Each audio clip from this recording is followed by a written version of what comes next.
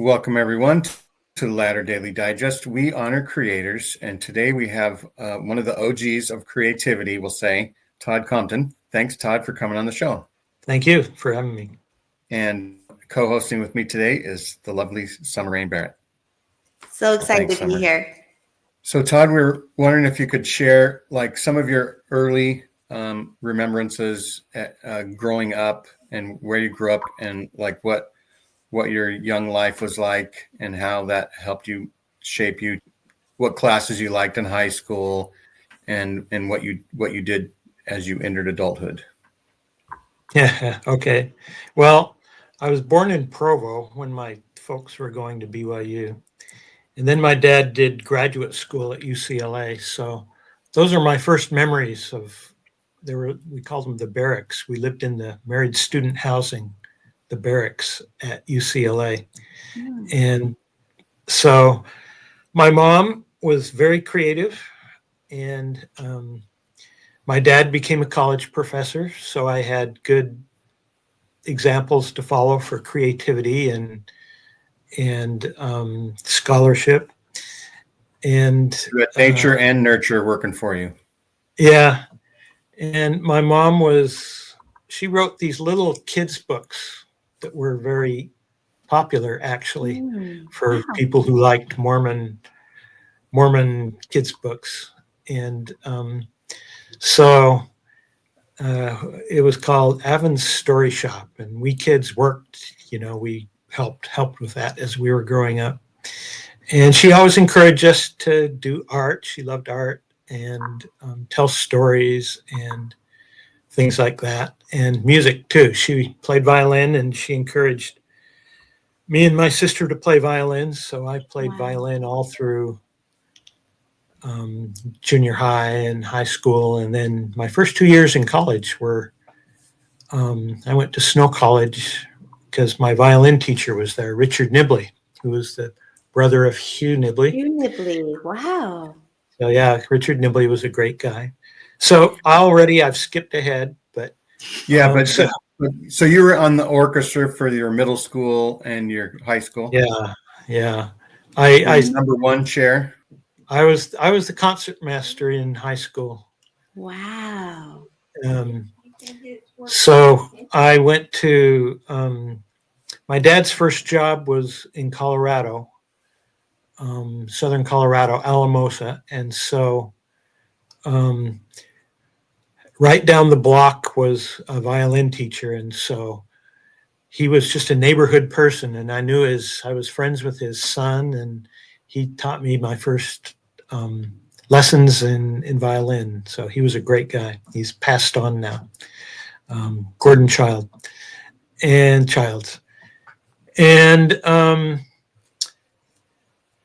and I was raised active Mormon. My parents were active Mormons.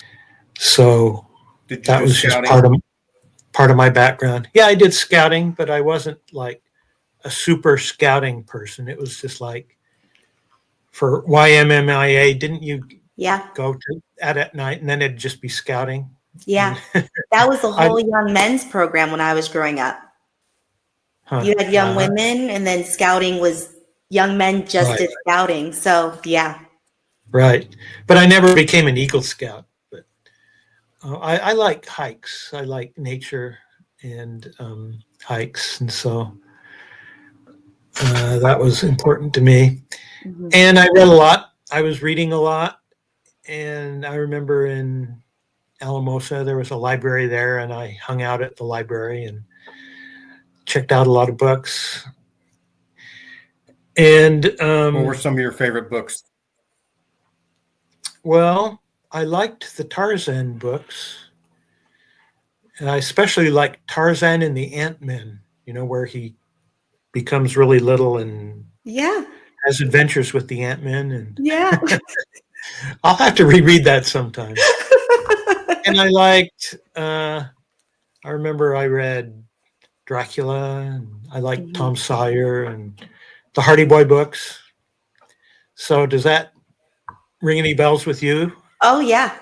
Gene and Summer? Yeah, I know all I was a big Tom Sawyer and Huckleberry Finn. So I always want to attend my funeral because of Tom Sawyer, because he got to attend his funeral. Oh yeah, that was a great It was a great book.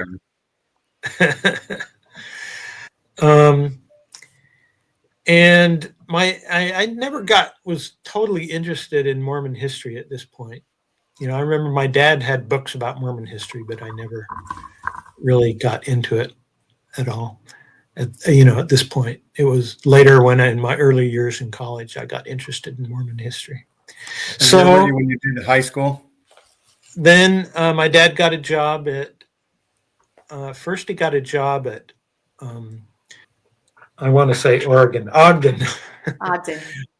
Weber State. He first got a job at Weber State for a year, and we lived in Roy, Utah, and then we moved. Then he got a job at BYU, and so we moved back there. And so all of my junior high and high school were in Provo.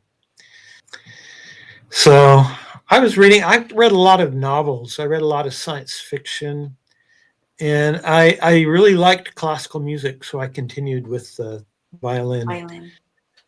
But I also came to really love pop music, like Simon and Garfunkel and the Beatles. And much later, I wrote a book about the Beatles. Oh, wow. I love the Beatles. Who wrote the Beatles songs? Who wrote? Wow. It's backwards for me, but yeah, who wrote the Beatles songs? I self-published that. What year did you publish that? Let's see. Fairly recently. Okay. 2017.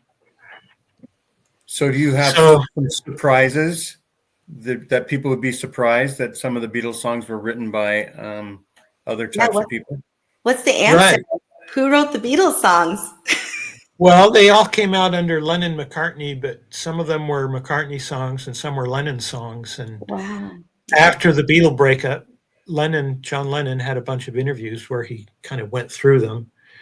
And then Paul came along later, like about 10 years later, he had some interviews and talked about what his view was of that. And they kind of had some disagreements, and sometimes they disagreed with themselves. And in one interview, they'd say something, and the next interview, they'd say something else. And so I tried to straighten all that out, So, of course, Paul. So you were doing like higher criticism of the Beatles songwriting.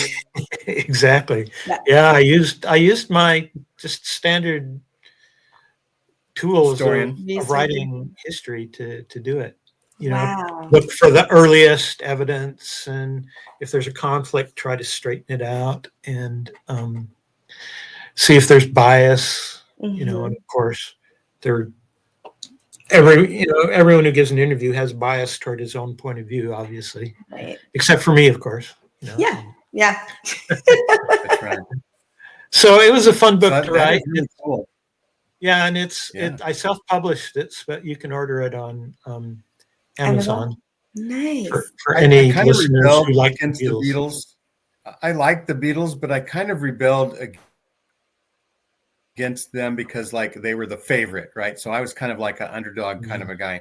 So I would like the Beach Boys because they were like the California homegrown kids, the garage bands, stuff like that. Right. And I liked the Beatles music, but I never thought it was my favorite. But I did, like them as well as the others.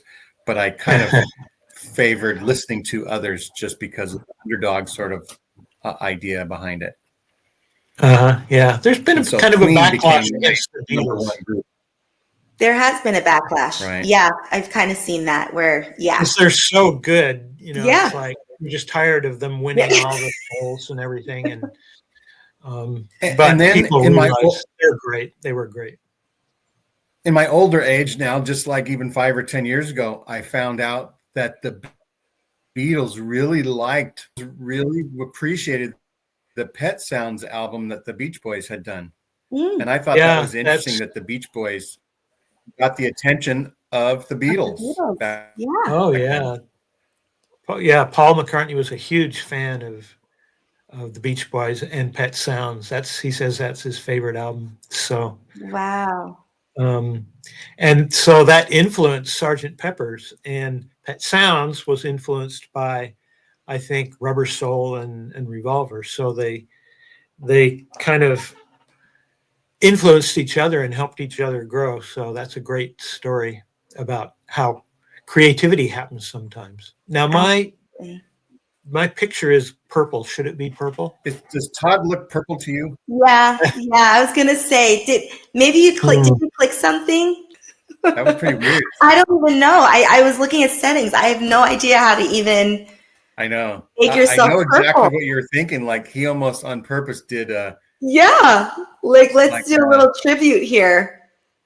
Like, isn't that sort of the color reminds me of Jimi Hendrix Experience? Yeah, exactly. Experience. Yeah, a little Jimi Hendrix there. Can you see me now? Yes. Yeah. Okay. So no longer purple. Yeah. Okay. Gene was saying you kind of brought in like a little Jimi Hendrix there for a little bit. But who did Purple Haze? Jimi Hendrix. Artist? Oh, no. Yeah. Purple Rain was Prince. Purple Rain. Oh, that's right. Okay. And Purple Haze was Hendrix. That's right. So yeah, you were channeling the old. That's an important part of Mormon history, you know. Yeah. We're watching all of that. So you said you grew up not really caring about Mormon history much. So what kind of made you turn into that direction? Well, I mean, it was just a standard part of your background if you're growing up Mormon.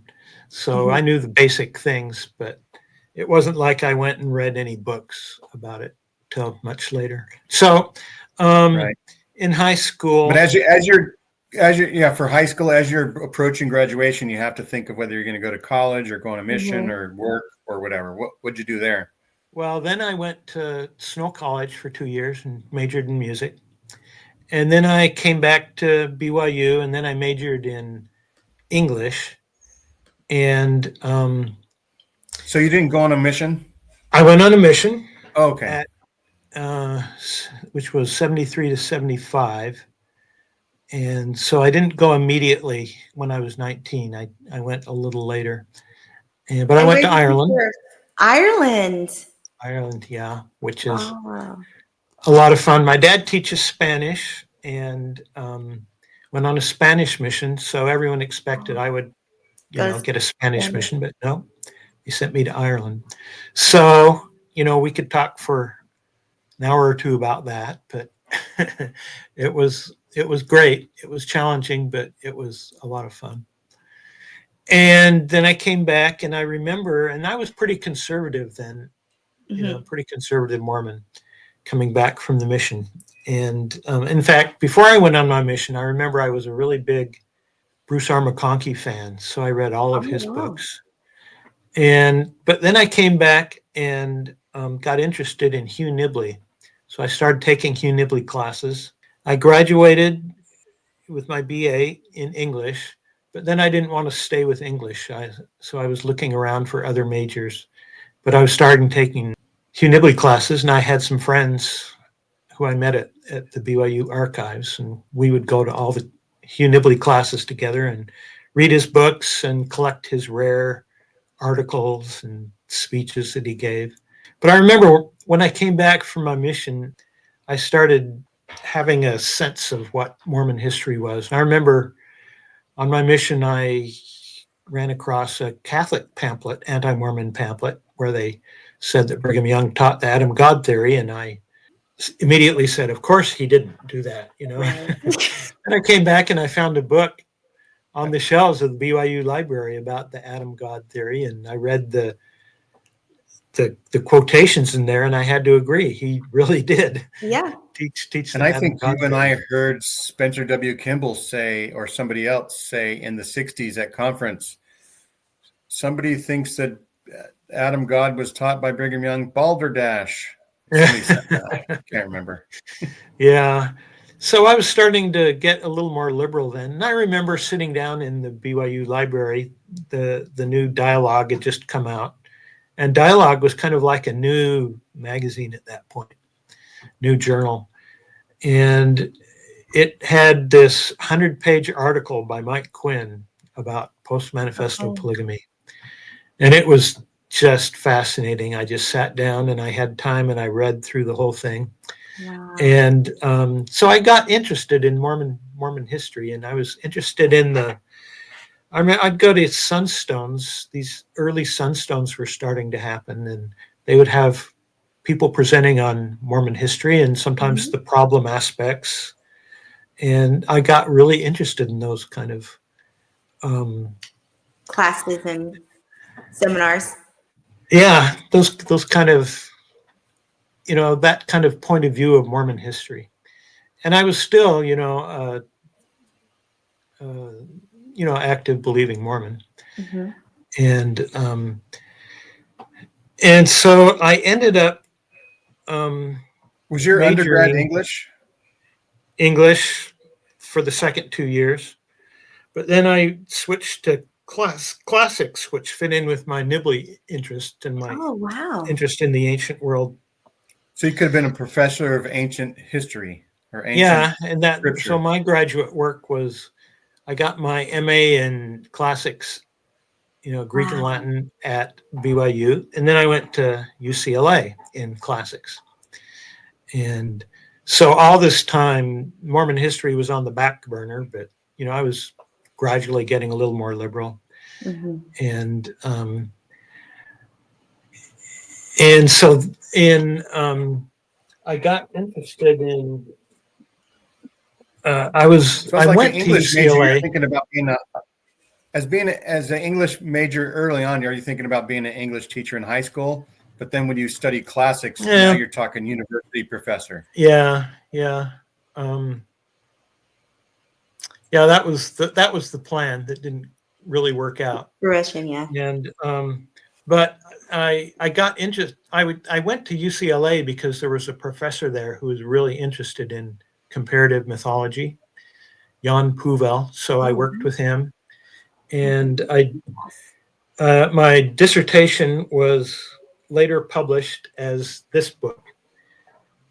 And let me hold it there for a little bit longer. Victim of the Muses. I am going to make You're that going to switch it. There we go. Go ahead. Now zoom in a little bit closer. Can you read that? It's backwards to me. Yeah, it's forward for us, but bring it a little bit closer to the camera. Okay, well, there's the title. Yep, there you go. Victim Here's of the Muses. Subtitle. Poetess, scapegoat, warrior, and hero in Greco-Roman and Indo-European myth and history. I was trying to get everything into the title. Yeah, we can talk a little bit more about that later, because I do want to talk more about that. Because that's available. That's available on Amazon if you're interested in that really nerdy kind of, nibbly history. It's your nibbly homage, because that's your doctoral dissertation. Who was Nibley on your committee? No. And so, of course. Oh, yeah, because you were at UCLA. This was at UCLA. His brother was my violin teacher, as I said, but I didn't know Nibley really that well. I knew one of his sons. I went to school with one of his sons, and so I kind of knew the family, but I never really worked with Nibley at all. But he and I kind of knew who. He kind of knew who I was. I was always showing up at his classes. We would even go to his Sunday school class on Sundays. Wow. Me and my friends. So anyway, at UCLA, I taught after I got my degree, I taught for a year at USC, but I was having a hard time working out where I would go after that.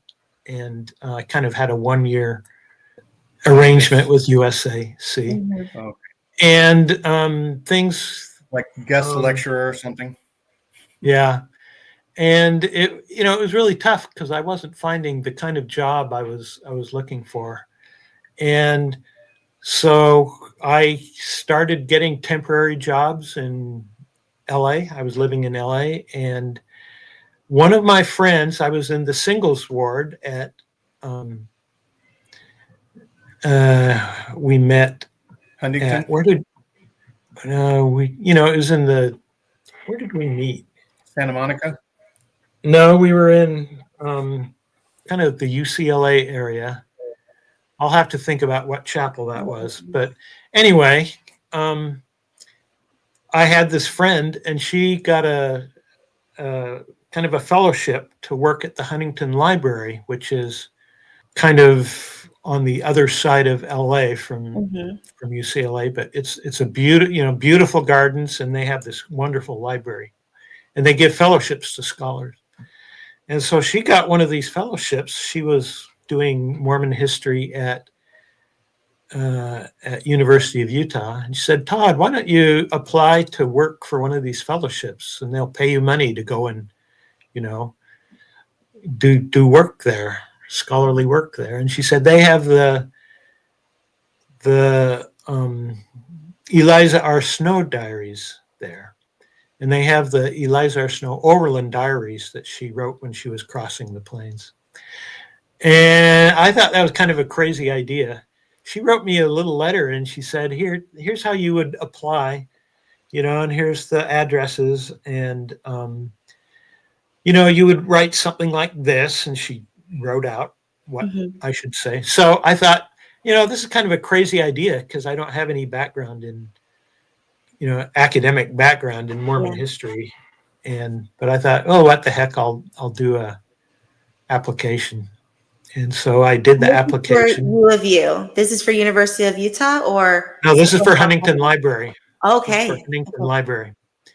And so I put in exactly what she wrote. It was like she wrote the application for me and sent it off, and didn't think of it again, because I didn't think I would get it. And strangely enough, they gave me a fellowship to work on Eliza R. Snow. So I was stuck. I had to go to the Huntington and work on Eliza R. Snow diaries.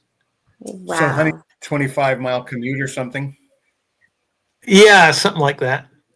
It wasn't too bad. And so Pasadena is where you were living, sort of near there? No, I was in Santa Monica. Okay. And Pasadena is where Huntington was, close to Pasadena. Yeah. Okay. Place called San Marino. What's it like? What's your first day going there? Do they take you into the basement room, and there's boxes and boxes and boxes of stuff, and just start sifting through? What is that like They kind of didn't do anything. They kind of said, okay, here's the day you should show up. And when you showed up, they didn't do anything. They just said, okay, here's the library. Wow. You're on your own. And I went into there's a reading room. There's a regular library, which is fun. You go wander around the books, but there's a reading room. So you have to go in, and you have to fill out a card telling the document you want to work on. And then they go get it, and they bring it to you, and you sit there and you look at it and work on it. And you have your laptop, and you copy the text from the document usually. And so that's what happened with the Eliza R. Snow diary. And it was really exciting to have her diary. Okay, so now we're in California. Who was your friend? Was it Maureen? Yeah, we were going to ask. Oh, my friend her name was Janet Ellingson. So she was in the singles ward with me. Different. Maureen is quite a bit older. But Maureen came in a little later. And so I started working on this Eliza R. Snow document. And it was really exciting to me to actually hold the document she had in her hands and was writing every night. And she had really little handwriting, really precise little handwriting in this document. So I thought, well, I've got this fellowship to work on her diary. I better do a commentary on it. So I started. And when I started doing the commentary, you need to identify the people in the book, in the text, in the document. And so she was talking about a lot of her friends, and a lot of them were her sister wives in the Brigham Young family, but a lot of them were sister wives in the Joseph Smith family too. Oh. And so I thought I need a good, solid, reliable list of the Brigham Young wives, which I found in a dialogue article by Jeffrey. And but I needed a good, solid, reliable list of Joseph Smith's wives, and I couldn't find one. And so I started doing my own list, and it was So that was a fun challenge. And I found out that some of these women had been married 4 or 5 times. And of course, every time they do that, they change their name. Yeah. And so they have one name in Kirtland and then another name in Nauvoo and another name in Salt Lake City. And so you have to get their marriage history to have their full name and figure out who they are. Exactly. And so this became a really fun challenge for me. I really, I've compared scholarship to detective work. And it was really fun to have the challenge and then to solve these little challenges. And it's kind of like family history. If you find a marriage certificate, it's a great help. And if you find a birth certificate, it's a great help. A death certificate, death evidence and so on. And so I was creating this list and working out all these small problems. And for some of these women at the Huntington, they had the diaries. So they had the diaries of Eliza, Partridge, Smith, Lyman. And so I had a lot of time. They gave me a lot of time. So I just sat and read those diaries. And they were really wonderful. They were really moving. She talked about, deaths in the family, and her brother was wounded in southern Utah, and she gave the detailed story of that. And so that was really wonderful. I got really attached to Eliza, and I started reading some of these other documents relating to these women, and I got really interested in them. And all of a sudden I ended up writing these little biographies of each of these women who I felt I could show pretty reliably were married to Joseph Smith during his lifetime. So, and that turned into my first book. Ready? Yay, we all have it. In Sacred Loneliness. And what made you come up with that title? Well, I started giving these chapters as presentations at Sunstone. And for one of them, I think it was the Presendia Huntington, Buell, Smith, Kimball. Mm-hmm. I think it was her chapter that I gave at Sunstone, and I was looking for a title, and I was kind of struck by how even if they were married to someone in a plural family, it seemed like there was this distance. And between her and her husband and her family and her kids and the husband. And it really struck me in some of the things they wrote. And so I began doing research on that. And so I wanted to have this idea of loneliness as part of the experience of polygamy. At the same time, it was viewed as a commandment and a great part of salvation. You had to be in a polygamous marriage to gain the highest part of, highest realm of salvation, the highest exaltation. So this polygamy is kind of a paradoxical thing, I kind of thought. On the one hand, it's in practical ways, it isn't working out like regular marriages we're used to now. And on the other hand, it was viewed as more sacred in a way. So it was paradoxical and very interesting. And so I tracked down the life stories of these 33 women, and they're very different, all very different. And some of them died in California. Wow. One, Agnes Coolbrith, Smith Pickett.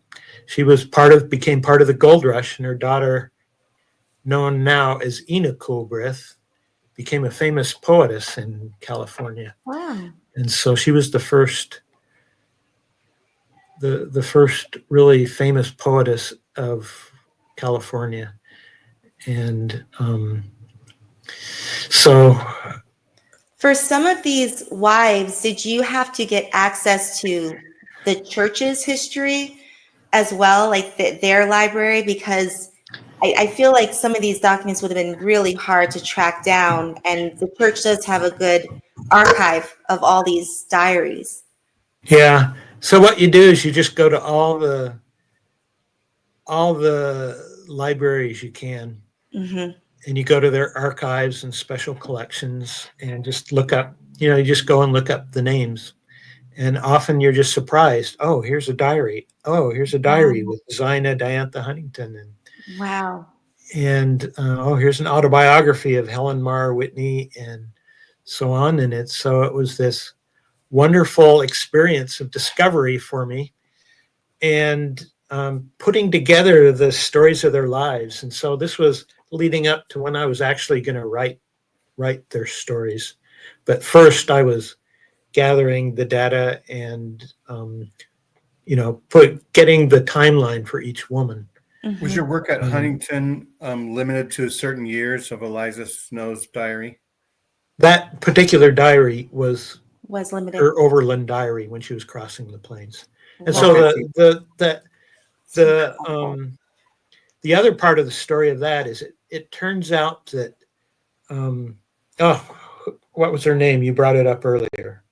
Maureen Ursenbach Beecher. She was working on those same diaries. And so I said, oh, great, that's fine. Keep on. I'll be happy to help you. And I'm working on this other thing, The Plural Wives of Joseph Smith. And so we became good friends and kind of helped each other. And she was really very nice and helped me with a lot of things in her files. Was she like a mentor to you? Yeah, she was kind of like that. Yeah. Mm-hmm. And I remember I went to her office and she just opened her files and gave me these documents I made copies of. And then we were walking to the Xerox machine and ran into Leonard Arrington. I got to meet Leonard Arrington. So wow. This was all very exciting to me because I hadn't met any of these people, any of these historians. And so eventually I had all of the data. I had to sit down, and it's like you never know when to do this, but you have to say, okay, I've got to stop doing all the research. I've got to write the book and see if I can get it printed. So I sat down and became a storyteller in telling each of these women's stories and their life stories, in a chapter length version. So that was fun. I had always been interested in creative writing, and I've written a little bit of fiction, but nothing. And I decided I was more like a scholar than a fiction writer. Right. But this kind of brought my storytelling aspect of my creativity as well as my research skills. Kind of married them together. Yeah. Someone might be wondering why Eliza Snow's diaries were at Huntington instead of at BYU or somewhere. Well, only the Overland diary was at the Huntington. Okay. And it got there because one of the Snow family sold a bunch of Snow documents to the Huntington. Wow. So they happened to get that just by chance. And and of course, a lot of the Eliza R. Snow documents were in the church archives. So yeah, I went to all the libraries I could, and the main library is the church history library and archives. So I spent a lot of time up there working on, going to those archives. And Mike Quinn says, when I was working in the archives, every day was Christmas. And it was the same with me. I can imagine. That would be amazing, especially as a historian. Yeah, it was a lot of fun. And I'm starting to meet people who are interested in similar things and who are doing research at these libraries. I went to the Community of Christ Library, which at that time was the RLDS library, which is right in the temple there.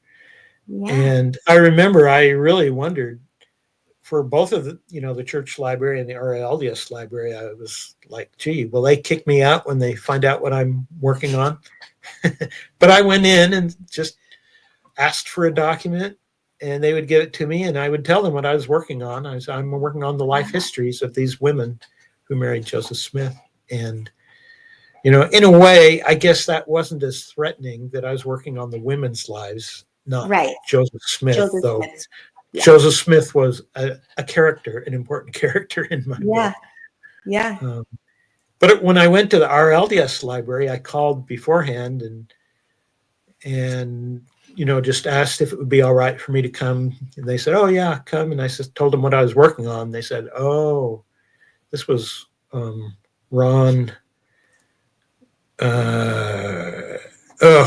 I'm good friends with him. The name is slipping from my mind right now. Not Bergera. No, this is the RLDS library. RLDS. He was like in charge of it at that time. Anyway, I said, yeah, I'm working on the Pearl Wives of Joseph Smith. And he said, oh, I don't think you'll find much here, but I went there and I found some great stuff. And he was very helpful. Not Ron Romig. Yeah, Ron Romig. Okay. So he was very helpful. And we did find one of the Plural Wives of Joseph Smith. As I mentioned, they all went different directions. And one went to Southern California with her sons. And they joined the RLDS church. And then they traveled back to the Independence area and the Kansas area near to Independence. And so she and her sons I could research them very well right there in the RLDS library. And Ron knew how to find documents, relating to early independence. And so that was a great experience too. And it really helped me. So I know that the RLDS at first will say denied that Joseph Smith practiced polygamy. Right.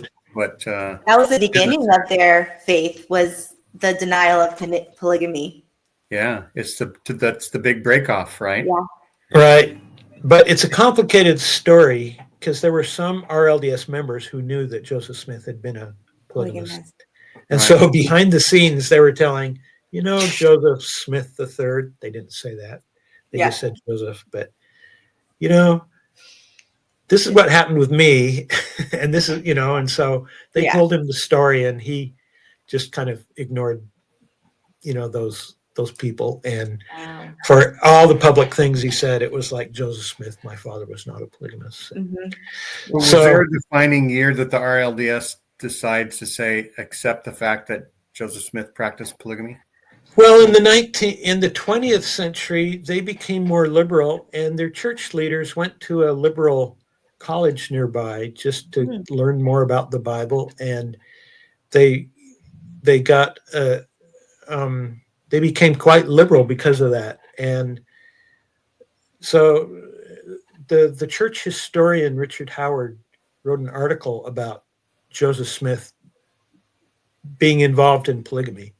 And that was very, very controversial, but that's kind of like one of the first things that broke the ice. And after that, like the 70s or the 80s.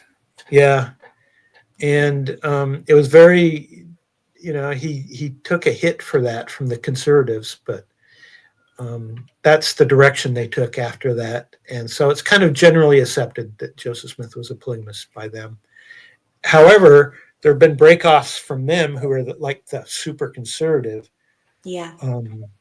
RLDS church, and they adamantly deny that Joseph Smith was involved in polygamy. And that's making a comeback. Yeah. Yeah, and Gene could tell us about the conference we just went to. That's right. Yeah, they're which was called what? Journal of Mormon History. The Journal of Mormon Polygamy. First conference ever. We made history by being there. Yeah. It was interesting. Like half the people were denied that Joseph Smith was a polygamist, and half the people were informed, totally accepted that Joseph Smith was a polygamist. So and most of those were actual polygamists who based their polygamy on Joseph Smith's polygamy. Yeah. Uh-huh. For authority, right? Yeah. Right. And so eventually that turned into a book.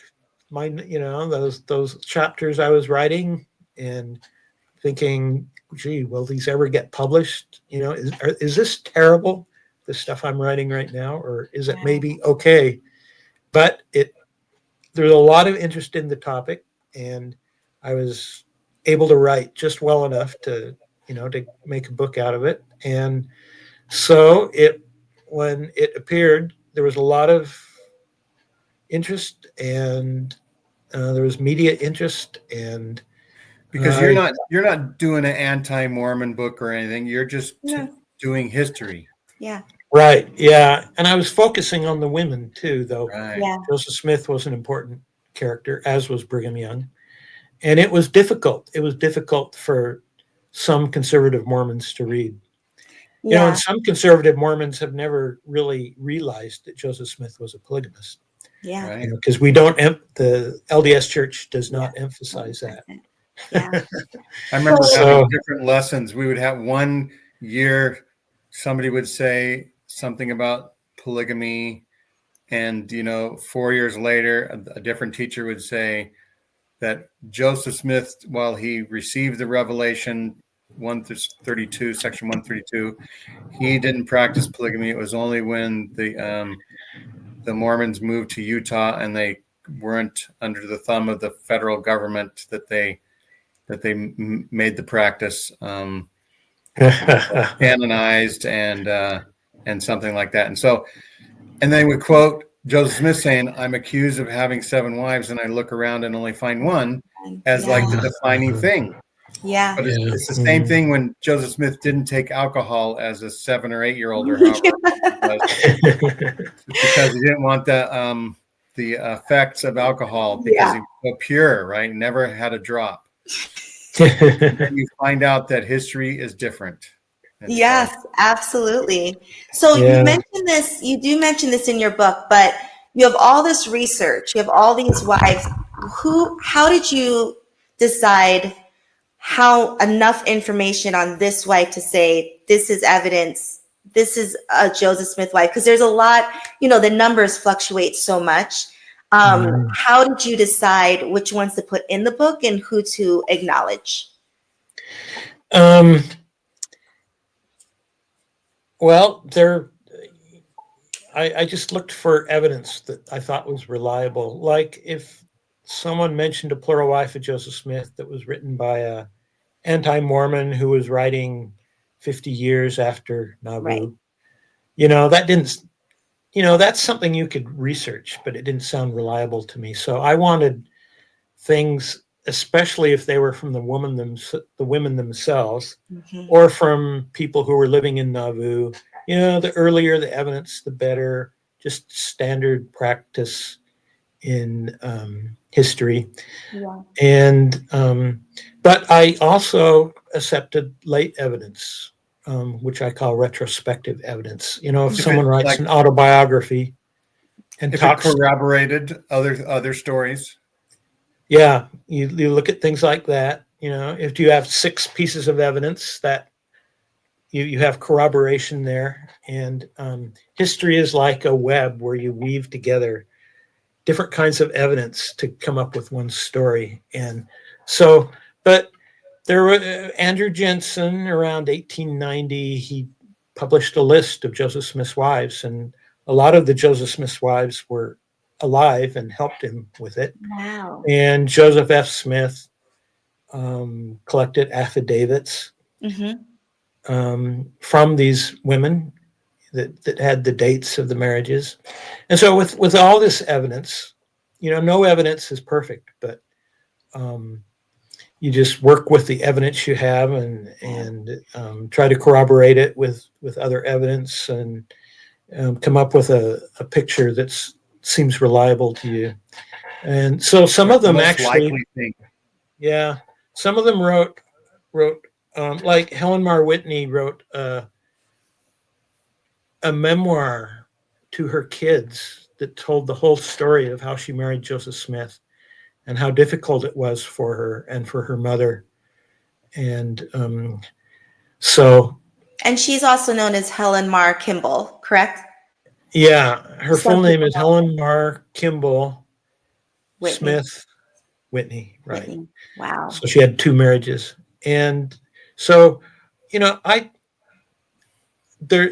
you have retrospective evidence, Mm-hmm. often you get dates wrong and certain details wrong, but I certainly look at it as reliable. Like if you had asked me what it was like when I was in high school at Provo High, I would talk to you for a half an hour about some of my experiences at Provo High, and I might get some dates wrong, but hey, I was there. I remember it.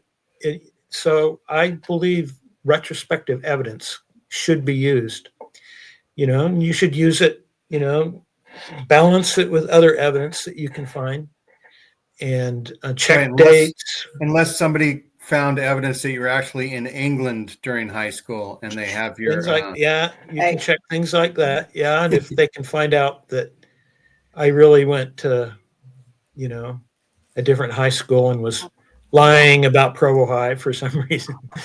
But there you get, if you're accusing these women of lying, they're, you're kind of getting into, it's hard to prove someone is lying. Yeah. You can prove that they make mistakes. Yeah. But so anyway, so I used retrospective evidence. I used all the evidence I could find, and I tried to get at least 2 good, solid pieces of evidence that this woman was a plural wife of Joseph Smith. So it wasn't just dependent on one thing. But, and I looked at everything these women wrote, and I looked at everything their close siblings wrote, like Zina Diantha Huntington Young. I'm leaving out a couple names there. She had a brother named Oliver Huntington, and he wrote lots and lots of diaries throughout his whole life.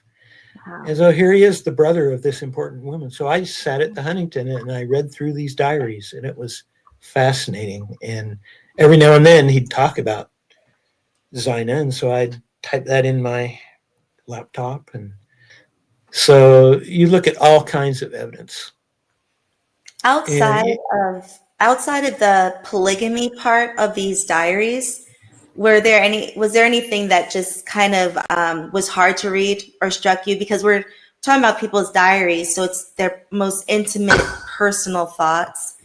So how did that, I'm wondering how that affected you, because obviously it wasn't like in Sacred Loneliness, it wasn't just about polygamy. So you're reading brothers' journals and husbands and wives. What was that like? Well, one thing that came, as I mentioned, one thing that came out that, things that were just normal for that time period that weren't normal for this period, like their health care was a lot worse. Mm-hmm. And so women died in childbirth more often, and children died more often. And you'd get these measles epidemics where a family half of the kids might die, and just flu epidemics. And so a lot of these women I wrote about, a lot of their kids died, and that was very moving to read their accounts of it, and very, very disturbing. But it's and so one of the women I wrote about was Louisa Beeman. Mm-hmm. Louisa Beeman Smith Young. She married Brigham Young after Joseph died. Joseph, yeah. But so she had 2 kids with Brigham Young in around winter quarters, and they were twins. No, she had them in like Nauvoo as they were getting ready to leave Nauvoo, and they both died. And so then she had a child around winter quarters named Moroni, and he died, and so he's in one of the graveyards in winter quarters.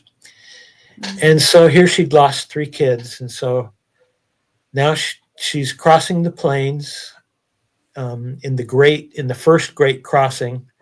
So it's a big company, and she had twins, and so that's in the John D. Lee diary. He talks about the birth of these twins and how proud Brigham Young was of them. And by the way, Louisa Beaman, everyone loved her. She was a big, close friend of Zina Diantha and Eliza R. Snow.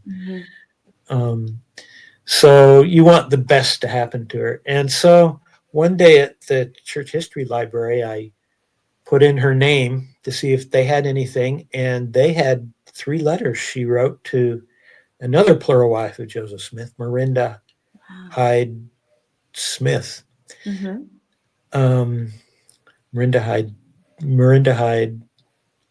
Miranda Johnson Smith. No, Hyde Smith. Yeah, Miranda Johnson Hyde Smith. Anyway, so as I read one of these letters, she told about she was now in Salt Lake City and talking about what it was like in early Salt Lake City and how hard it was there. And she talked about how her 2 twins died, one on the way to Salt Lake City and one in Salt Lake City. And it was just heartbreaking. She wasn't a great writer, but she was so sincere, and she had such love for these kids, and it was so hard for her to lose them. So that was very moving to me, and that was different. Just women losing kids, and Patty Sessions lost half of her kids to, I think it was a flu epidemic. She ended up having, like 7 kids, and only 2 or 3 survived. Wow. So that was, there were things like that, the fact that the healthcare wasn't as good, and so on. And let me just mention, I later wrote this book called In Sacred Loneliness, The Documents. Yeah. And I published some of these documents in full. So I published those Louisa Beaman letters in full in this book. So I recommend this book for this reason also. This one is published recently, 2022. So that's the sequel. So do we go on to Jacob Hamlin for a minute or two, or do you want to keep on with In Sacred Loneliness? So go ahead and talk about Jacob Hamlin for a little while. Okay. My next book after In Sacred Loneliness was The Diaries of Helen Mar Kimball Whitney. Smith Kimball Whitney, we should have that in there. And so she, in her later life, she kept very full diaries. And so they were wonderful to read and transcribe and comment on also. And I did that with a friend. We collaborated on that, Chick Hatch. And then my next book was... So as an editor of diaries, do you take out things where they say stuff like, I made 12 loaves of bread today, and so you just skip those over, or do you sometimes include stuff like that to talk about how they're... I've always included everything. Okay. And I know sometimes some diaries are so extensive that editors take out quite a bit. They just pick the most interesting days, but for the things I've worked on, I've included everything. I really like to have the complete document. Your voice, yeah. So the reader doesn't think, now what's he taking out here, Yeah, Right. yeah. And it gives a full picture of who the person was and what they wrote about. Right. My next book was about Missouri, and here I was, I had Leland Gentry wrote his doctoral dissertation on Missouri, which is a classic work on Missouri, and they asked me to help edit it and publish it, so I did that. So for me, Gentry was the main author, but it was a great education on Mormons in Missouri. And then my next major book, I thought, I've been writing so much on women, maybe just to do something really odd and off the beaten track, I'll write about a man for a change. So I've always been interested in Native Americans, Indians, and so that writing about Jacob Hamlin allowed me to get to know more about them and write about them. And my parents were living in St. George. They'd retired and they became missionaries there in St. George. And one of the things they did is they led people through Jacob Hamlin's house down in Santa Clara. Yeah. Which is Santa Clara. It's funny because I live in Santa Clara now, but it's a different Santa Clara. And so there were other books about Jacob Hamlin, but they weren't up to date. There are a lot of things that happened at the church archives, you know, like bringing a lot of documents out so people could read them and transcribe them and so on. And so there were a lot of Jacob Hamlin documents, diaries, and so on that hadn't been used fully. And so as I read these other books, I thought, well, maybe, you know, we're about ready for another book on Jacob Hamlin and using all these new documents in church archives. And so, it was kind of an interesting to write a book about one person, and that person was a man. But polygamy came in because he was a polygamist. He had like 4 or 5 wives. And so that story was interesting. And is he also tangential to the Mountain Meadows Massacre or other things that happened in that area? Yeah. He was, if you read Barbara Brown and Hurley's recent book, they start out with Jacob Hamlin marrying a plural wife in Salt Lake City on the very day where Mountain Meadows Massacre took place. Wow. And so they have a good alibi for they were not there. Jacob and Priscilla. Wow. Priscilla, what was her last name? Levitt. She was a Levitt. And you know, and I read all the documents I could find, any of Jacob Hamlin's fellow Indian missionaries. I read those documents and used those documents. And it was the same thing, going around to every possible library you can and researching all the primary documents and typing them out on your laptop. When I started, libraries didn't have documents on their websites. They barely had websites, but and for Jacob Hamlin, maybe they were starting to do that, but not so much. But when I did the later In Sacred Loneliness book, that was the one where I could use a lot of documents on websites. That was great. So anyway, I made a huge timeline for Jacob Hamlin, kind of the same way. And then at one point, after I'd done a lot of research, I just had to say, okay, you've got to start writing chapters. And so, again, my storytelling came into practice again. And I love to do the research and do the footnotes, but I was also trying to tell stories. I wanted the readers to know what they experienced in a storytelling way. So once again, I was trying to combine really good research, really exhaustive research, and telling the story of this really remarkable man who had really remarkable adventures. Yeah. Southern Utah and Arizona and New Mexico, and actually Old Mexico too. He went down there a couple of times.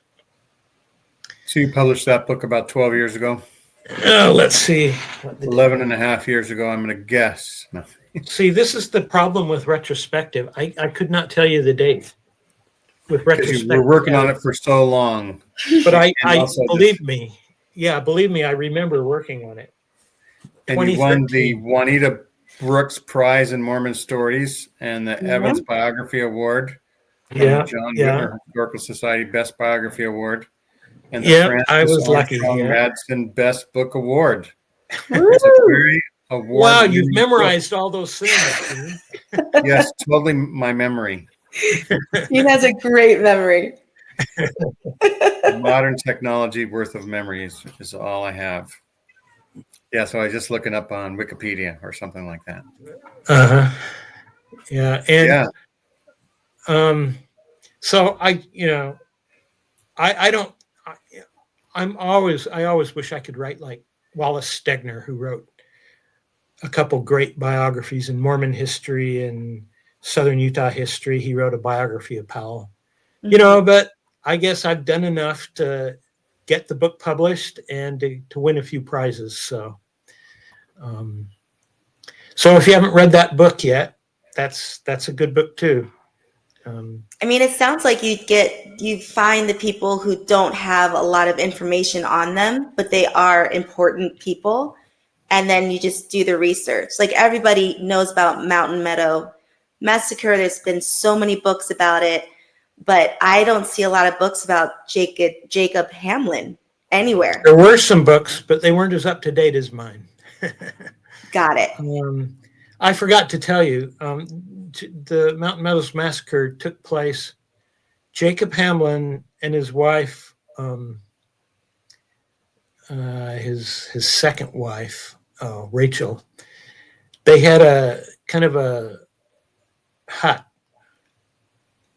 in the northern part of that valley, Mountain Meadows, okay, where that massacre took place. And so after the massacre took place, some of the men, they brought the kids who survived, and they brought them to Rachel Judd Hamlin, and gave them to her. And so she took care of them, and some of them were wounded, had their arms broken, things like that. And she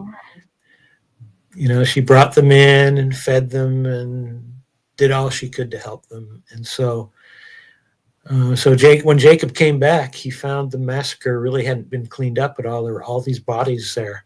Wow. And so he was an early witness of the aftermath of the Mountain Meadows Massacre.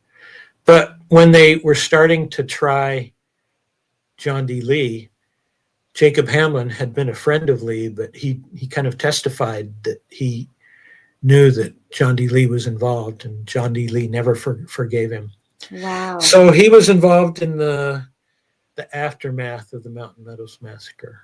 Does he write about it in his in what you saw of his diaries and things like that?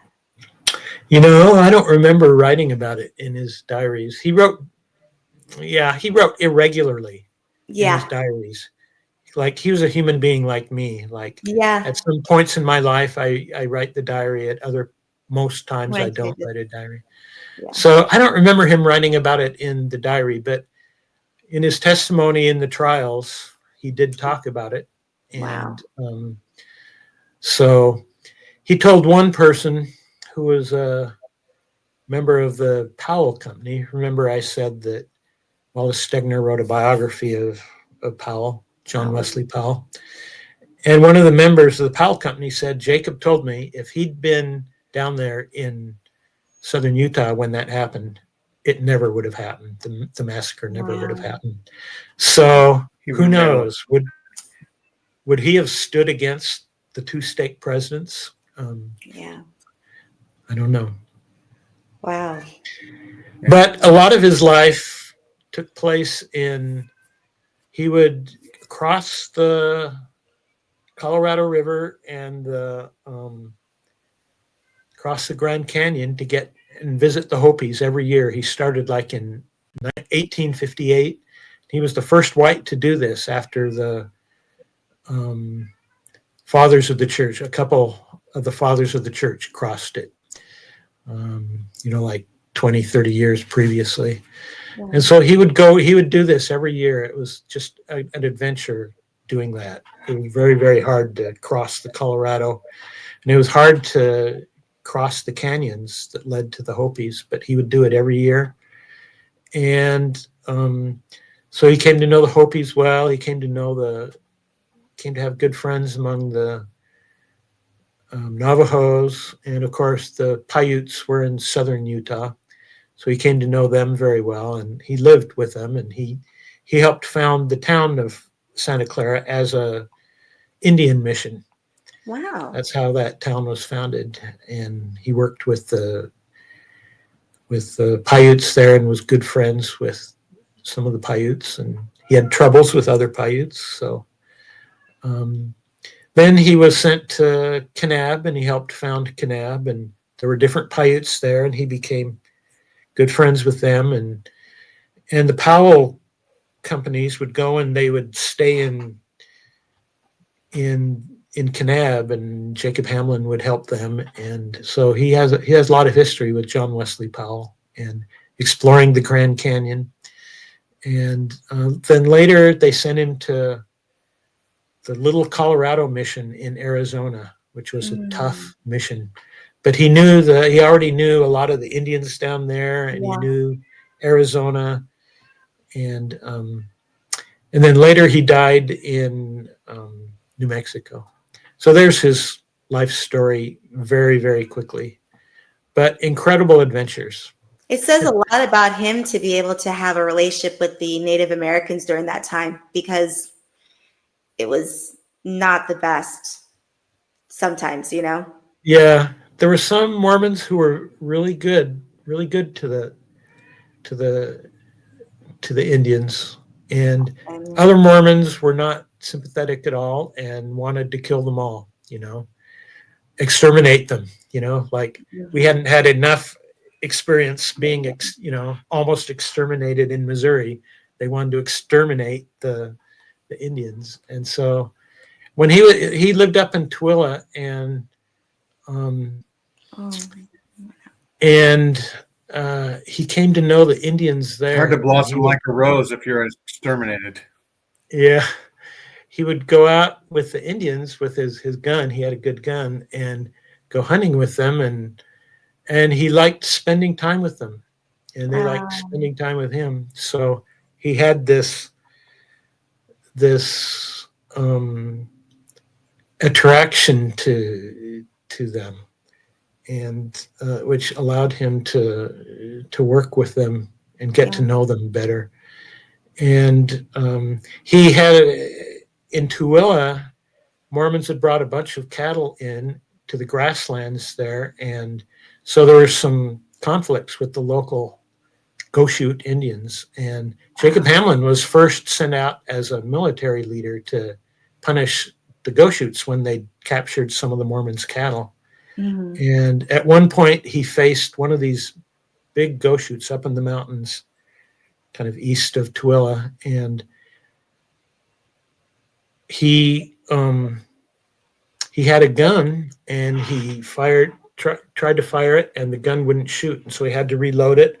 And this Goshute was sitting there with the bow and arrow, and so he started shooting arrows at Jacob Hamlin, and like one went through his coat, one went through his hat, and Jacob Hamlin kept trying to reload, and every time he would pull the trigger, his gun would not shoot.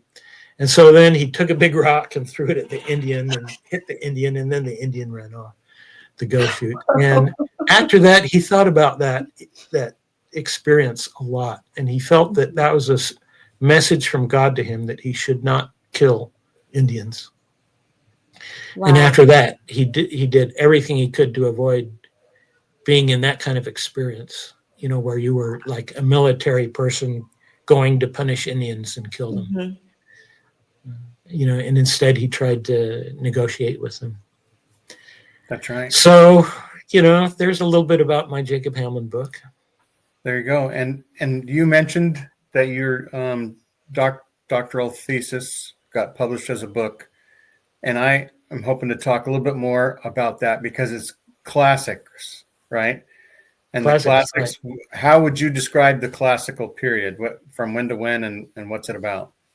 Well, the classical period was like 700 BC and then Rome comes in, and to around 200 or 300 AD.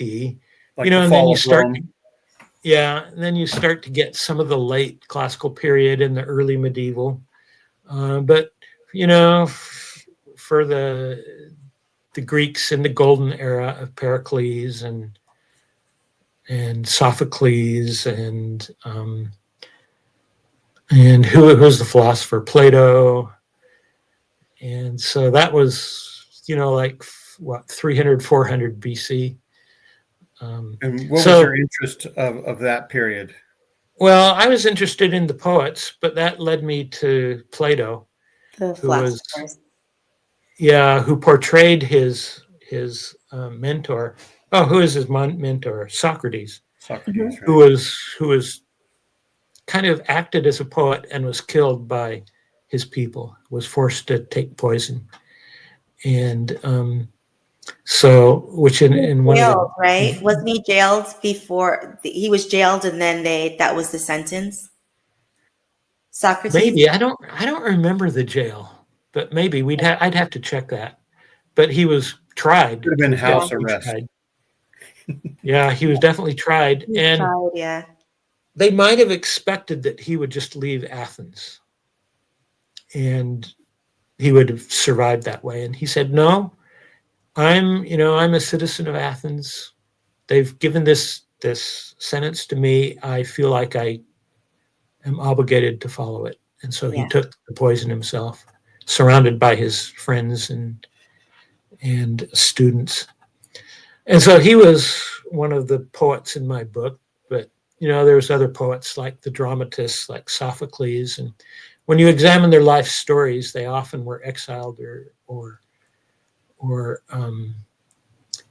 executed, punished by death. Aesop was an important poet. And so that's one thing about, and your book is about myths as well, right? And so myths, especially myths in Roman mythology, some of Roman, but some of Norse mythology, because that's important Indo-European mythology from Norway, and important from Rome too. And so I looked for parallels in some of these older myths to these stories, which were kind of biographies of these poets. Like Thor and Apollo, are they like? Yeah, they're in one of my chapters. Brothers. Yeah. Well, Thor in the myths. Well, Apollo is Greek. Who is he? Greek? Apollo is Roman. He's Roman and Greek. He's one of the few people that are in both. Okay, yeah, I was confused about that because usually there's a Roman name and a right. Anyway, he was Jesus is Greek, sort of Greco-Roman. Like Thor, Apollo, and Jesus are like all the same people in my mind. I'm not sure about that. Thor is definitely North. So some of these people are in that chapter, my myth chapter. So that's the thing, is the Aesop's fables. You can learn a lot from fables, right? Yeah. He taught morals. He taught values. It doesn't have to be a real bear talking to a real lion or a real mouse taking the thorn of the lion's paw. You learn things from stories. Yep. And for some reason, they created a really extensive biography of him. So that's one of the really important poets who was exiled in that book. So I wasn't expecting to talk about that book, which has nothing to do with Mormon history, but except for the mythology part. Yeah, for mythology nerds, Greco-Roman history nerds, I recommend that book. Yeah. Yeah, and so, but everything's based on something else, right? We get from the later classical periods of Greece. Those guys are fans of Jesus, right? And they write about Jesus, and they build him up. And my understanding is that most of the early writings, and you can tell writings when the period is because of certain word use, certain grammar styles, certain ways of doing things. Like the handwriting changes. Yeah. Handwriting changes. And there's certain ways that through the people years get the story out. Like we have Westerns in just, 50 years ago, and we have space movies, for the last 50 years. And there's different genres, and you can tell from how they're using their words about when they were written. And most of the things that were written about Jesus are from the Greek fans of Jesus, basically. Yeah, We the talk New about, Testament is written in Greek. That Yeah. was like yeah. common language at the time. And so to me, it's important because just like I learned George Washington chopped down a cherry tree and couldn't tell a lie, but it turns out that was a myth because somebody wanted to say, here's what a great person George Washington is. This is probably something he might have done since he's such a good guy. And the same thing happens in describing Jesus, I feel, but so anyway, so myth there's is all of the problems of history, and there's lots of problems of history because you have lots of sources that contradict each other. And, like with when I mentioned John Lennon in his early interviews, he said one thing. In his later interviews, he said the opposite thing. Mm-hmm. You get all of these problems you have to work with. And so you find all of those in the New Testament, as well as the Old Testament, of course. Yeah. You shouldn't forget that. But you have the four Gospels. They're all contradicting each other. Yeah. At the same time, each has a wonderful perspective on Jesus that you don't find in the other Gospels. Right. And John has a totally different tone and writing style than the first three Gospels. Yeah. So they're all wonderful in their own way, but they all contradict each other. So if you're trying to find the exact perfect history, you never will, because you have contradictions all the time. Because people are people. Yeah, because they're written by people. Yeah. And they may be inspired, have inspiration, but at the same time, they're people and they make mistakes. People are writing it. Yeah. And believe it or not, in Mormon history, you find people who make mistakes, and historical documents contradict each other. Yes, Summer. I'm sorry. Have you ever had experiences in your own families where a brother and sister tell the story differently? Oh, yeah. And you listen to them and you're saying, sister, that isn't what happened. And she said, yes, it is. That's right. I have two older brothers and two younger brothers. And when we often get together and talk about our memories, we come up with new ways of looking things. Oh, yeah. Yeah. I'm the oldest. I feel like I was raised by different parents sometimes. Their stories are so different. But our experiences are our experiences. It's still part of our existence, right? And so I was thinking about that even the other day about how Joseph Smith, good, bad, or otherwise, you think about Joseph Smith, he's in Americana. He is part of history. Yeah. It's a big part. Brigham Young, it's all there. It's all, before us, and it's all amazing to study when you really want to just do higher criticism and actually try to get down to a better way of finding what the accurate, truthful, most likely scenario is. And so it's this wonderful puzzle with many pieces that kind of fit together and kind of don't, and they kind of shape themselves differently sometimes, depending on new information. Yeah. So, and as you say, back to Leonard Arrington, he was an important part of where we stand today with Mormon history. Yeah. Yeah, that's true. Big name. Story. He was one of my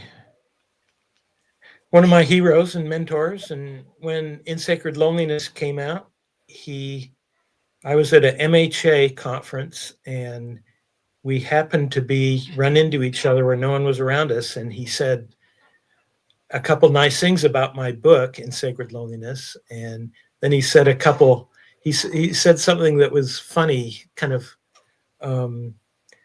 humorous. And so I went home, and then he said, gee, will Todd think that I was being flippant and attacking him? And he wrote me a nice letter, and he said, no, I wasn't attacking it. I was just It was humor, but I wasn't being flippant. Even still, he wanted to get the history right. Yeah. Very nice guy. Did he Yeah. say, I wish I had hired you at the education? Nope. I've been working in a law office to support my Mormon history addiction. So I work kind of as a Like paralegal? kind of as a paralegal, kind of as a IT person, kind of as a word processing person. So I've done that for many years. So yeah, sure. you have to survive somehow. And Wow, I you do didn't, a lot. that was not a good career move for me, to like publishing a book on early Mormon polygamy is not a good thing to do to help you get a job in classics. So I'm not sorry I did it. It was wonderful. It was a wonderful experience, but right, but it cost you. It was not a smart career move. Yeah. By any means. Right. And I know like Dan Vogel was a clerk at a grocery store for a long time. Mm-hmm. And so historians, especially Mormon historians, have to figure out how to survive. Yeah. Some Mormon historians are doctors or ophthalmologists or what else am I thinking about? What is it when you would administer anesthesia? Anesthesiologists. Yeah. Oh yeah, there's Brian Hales. That's what he did. There you go. Yeah. Well, I think what needs to happen at some point is we need to make the more liberal Mormons who like history need to create some kind of organization where they can fund Mormon historians. Yeah. Who are who they know are good historians, and so they can stop doing the jobs. Stop doing the law jobs and spend your whole time doing it. So doing Mormon history. So that's something that needs to be done. I'm not an organizer. We'll put a call out to John DeLynn. John, you control most of the money in the truthful history telling area. You have contacts. Well, it needs to be done. And so Mormon historians who are like Quinn was not funded well. Yeah. He should have gotten, it would have been great if he could have had full funding to continue his research. Continue to do it, yeah. And with me, some church people that prevented him from getting jobs, I heard. Yeah. And for me, it's like, I got a job that I can work on during the day, but it leaves me free at night. So I was just able to do it at night, but I would have loved to work during the day too. Yeah. On Mormon history. Yeah. That's right. So, well, thanks so much for coming on the show. Yeah, this was amazing. Well, thank you for having me. We will try to have as many links in the description for the books that you've done. And there's probably a couple books that maybe we didn't talk about. I don't know. And then we're also, we mentioned at some point before the show, I think, that you've been on other podcasts, and we like to honor other podcasters' work as well. And you said you were on Mormonism with a Murph a little bit ago. Mm-hmm. Rick Bennett, Gospel Tangents. That's right. Tangents. We always just say Rick Bennett. So, yeah. The Bennett Show. But anyway, and then you were on an audio version in Mormon Stories, and I'm going to try to find that and put a link to that. I know that the Mormon Stories .com or org or whatever website has a lot more stuff than if you just go to the YouTube channel.